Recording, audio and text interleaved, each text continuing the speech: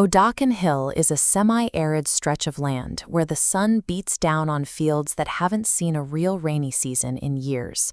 For the farmers here, livestock isn't a hobby, it's a daily struggle to keep a few animals alive on scorched grass and dew.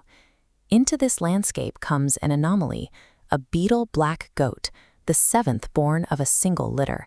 She is so impossibly tiny that she fits in the crook of an arm, a gift from a mysterious giant to an old farming couple who have never seen anything like her. Survival for a creature this small is statistically unlikely. Within her first days, an eagle tries to snatch her from a basket, a wildcat tears into her neck in the middle of the night, and the local nanny goats refuse to let her suckle, leaving her to starve. She survives only because the old woman treats her like a child, hand-feeding her drops of rice water through a tube. In an ecology built on the survival of the fittest, her existence is a fluke sustained by human intervention. Beyond the threat of predators, the goat faces a different kind of tracking. To exist in this province, every newborn animal must be registered and physically tagged by the ruling regime. Dealing with a wildcat requires instinct and a stick, but navigating the human world requires a complete shift in tactics. To stay alive here, the owners must move the goat from the open field and into the government's filing system. In this system, a creature cannot simply be a goat. It must be a documented asset. To live legally, the animal must be brought before the authorities to be physically marked by the state. The old woman carries the goat 3 miles to a government station. There, she joins a massive crowd of peasants, all waiting for hours in the baking heat for their turn with the officials. As they wait, the farmers suggest a purpose for the line itself, that the regime is using the queue to train them. By making them wait for hours to mark their animals, the state is cultivating the patience and tolerance they will need if the rains fail and they are forced to line up for food. When they finally reach the front, the administration's touch is heavy. An official drives a thick needle through the goat's ear, carelessly hitting a nerve. The wound quickly begins to drip with pus, triggering a fever that leaves the animal slumped on the ground for a month. The state justifies these tags as a way to find lost animals, but the farmers see a more specific goal. These numbers allow the regime to identify and track any goat that might one day point its horns at the authorities. It is a system where order is established through a long needle and a ledger, marking the body of the animal to ensure it can be found and controlled. Eventually, the goat is strong enough to enter the pasture, where she begins to notice a clear distinction in how the different flocks move through the world. The sheep graze with their heads naturally bowed to the dirt. Because their biology keeps them looking down at the ground as they walk, they require no ropes or restraints to keep them in line. They are compliant by nature.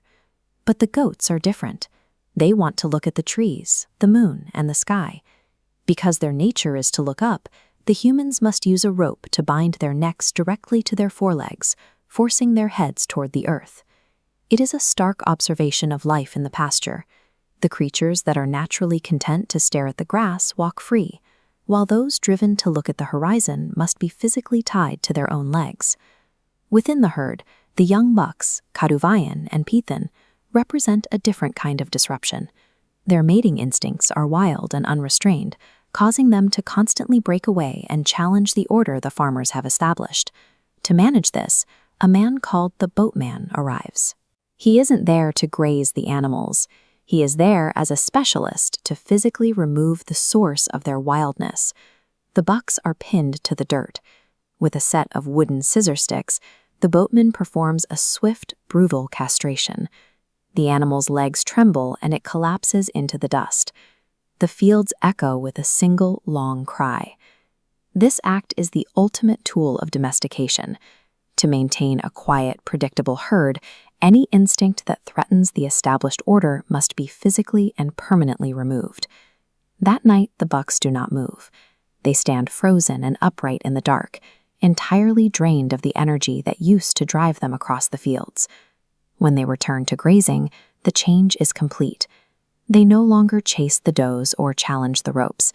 They have become subdued, focused only on the passive act of chewing grass. The disruption has been successfully neutralized.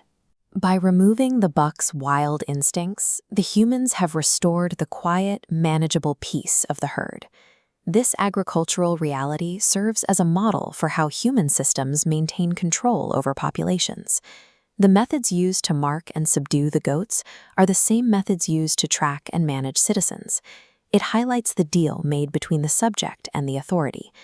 People trade their unrestrained instincts and autonomy for the perceived safety and predictability of the herd.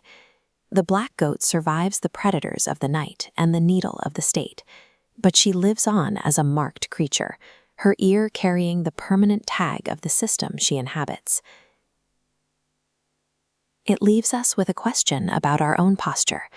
Are we the sheep, staring comfortably at the ground,